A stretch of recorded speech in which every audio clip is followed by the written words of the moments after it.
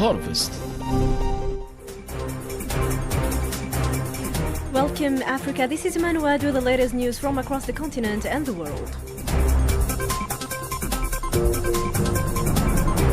The Central African Heads of State Conference extends Equatorial Guinea's presidency of the Economic Community of Central African States by 1 year. The decision comes amid heightened tensions between the DR Congo and Rwanda, whereas Rwanda announced its withdrawal from the bloc. UN Special Envoy to Libya Hannah Tay emphasizes the importance of inclusive dialogue to resolve the country's prolonged political crisis. The Polisario representative in Australia and New Zealand, Kamal Fadel, calls on international community to uphold legal obligations and support for Sahrawi self-determination in Western Sahara. Liberia's former Speaker of the House, Jonathan Funari Kufa, is being detained along with several elected officials in connection with the December fire at the National Congress building. Tunisia's foreign ministry is closely following the investigation of the murder of Tunisian national Hicham Mirawi in France, calling for international cooperation to prevent hate-fueled crimes. Mali's army completed its withdrawal from the Bulkisi military base in the center of the country after deadly terrorist drone attacks last week killed dozens of soldiers.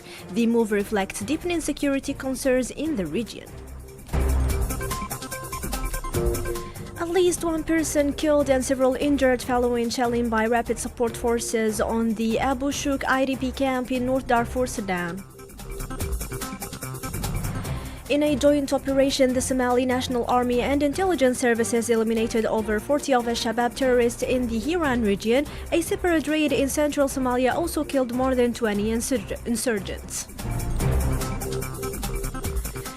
Ghana recorded 45 confirmed mpox cases in just 1 month, marking the country's worst outbreak since 2022, according to health authorities.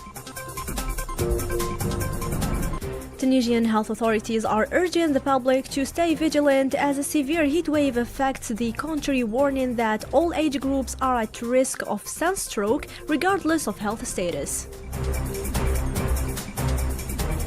Always in health section, authorities in South Sudan report 4 deaths and 107 cholera cases in eastern Equatoria state, with health efforts underway to contain the outbreak.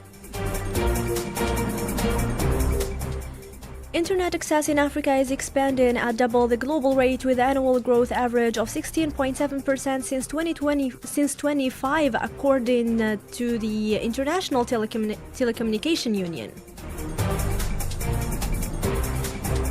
The IMF approves $58 million in funding for the Central African Republic to support economic reforms and stability. Ivory Coast ratified a €103.3 million financing agreement for a power interconnection project with Ghana. Tunisia's inflation rate dipped slightly to 5.4% in May, down from 5.6% in April, according to the National Statistic Institute. Antananarivo, Madagascar is hosting the 4th edition of International Economic Actors Fair, aiming to promote industrialization and regional trade. Concluding with the sport, in COSAVA Cup action, South Africa defeated Zimbabwe 2-0, while Madagascar edged past Tanzania 1-0, whereas Mozambique and Mauritius drew 0-0. And that's all for now. Thank you for your attention. Keep tuning to Ifrikya FM and join Samar Hamadi at the French Main News at 6:45 p.m. Keep enjoying today's program with Ifrikya FM, the voice of Africa.